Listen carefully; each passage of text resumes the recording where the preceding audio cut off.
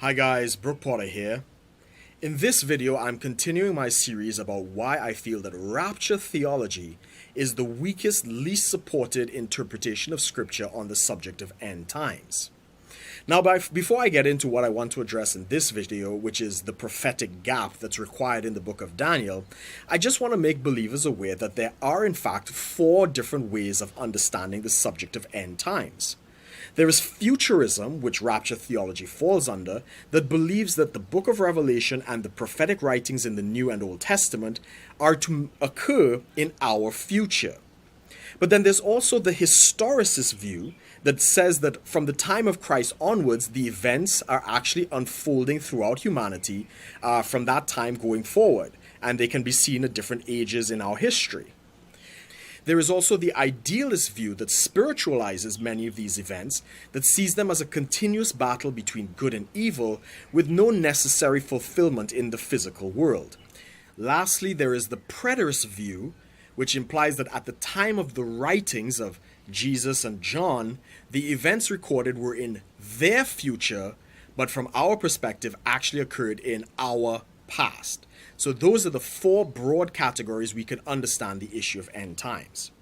Now, with that said, I would like to address the gap theory in the book of Daniel. In the study of rapture theology, there's a lot of talk about Daniel's 70th week. Now, they get this time frame in the book of Daniel, chapter 9, verses 24 to 27. In the theology, it is believed that God's dealing with Israel was put on hold sometime before the ministry of Jesus Christ. From the ministry of Christ till today, we're in what's called the period of grace, or the church age, where God is no longer dealing with Israel as its agent upon the earth.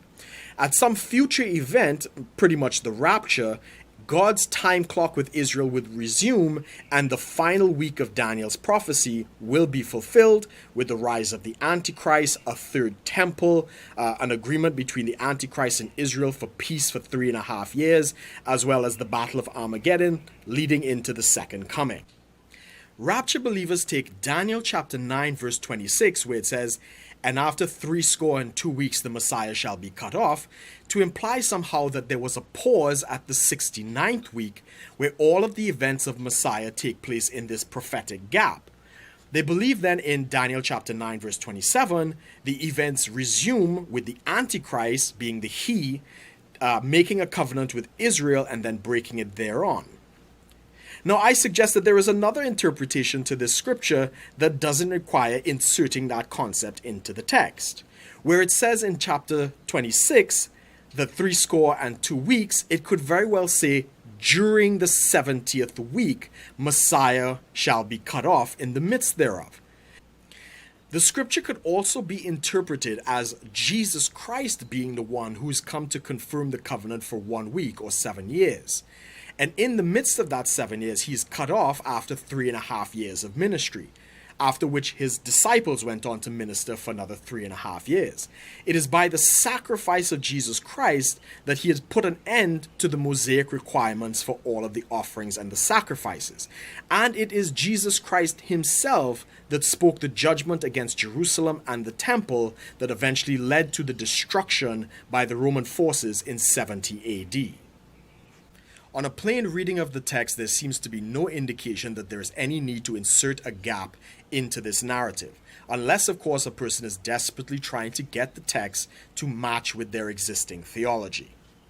Now, it might help if we take a look at where everybody is prophesying and speaking in relation to a timeline, and you might see why I think this gap theory causes a lot of problems. So, which scenario seems more likely?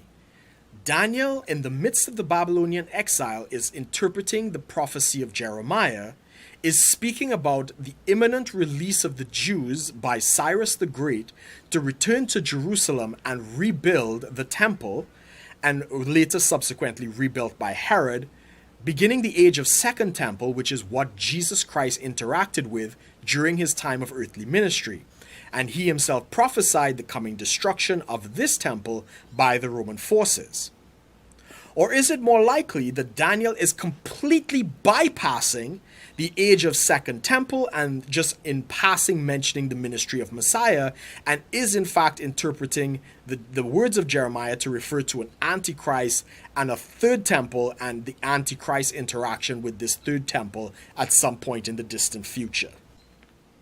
Personally, for me, I find it very difficult to believe that Daniel's interpretation has anything to do with the far-off distant future that we currently live in, and has more to do with the imminent events that were about to befall the Jewish people to be released back to the land and rebuild the temple. Now, some people hold to the dispensational view or the rapture view and insert the gap. Personally, for me, I find it very difficult to accept this interpretation. I actually think that Jesus Christ has a much better fulfillment of these prophecies, and I see absolutely no reason to insert the gap except to try and make the scripture fit with existing theology. Now, this in and of itself does not completely disprove the rapture theory, but it just raises a couple of issues that I have with trying to interpret Daniel in this fashion.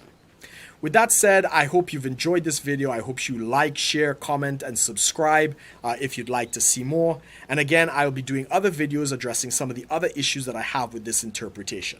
So thanks again for watching, guys. God bless you. Bye-bye.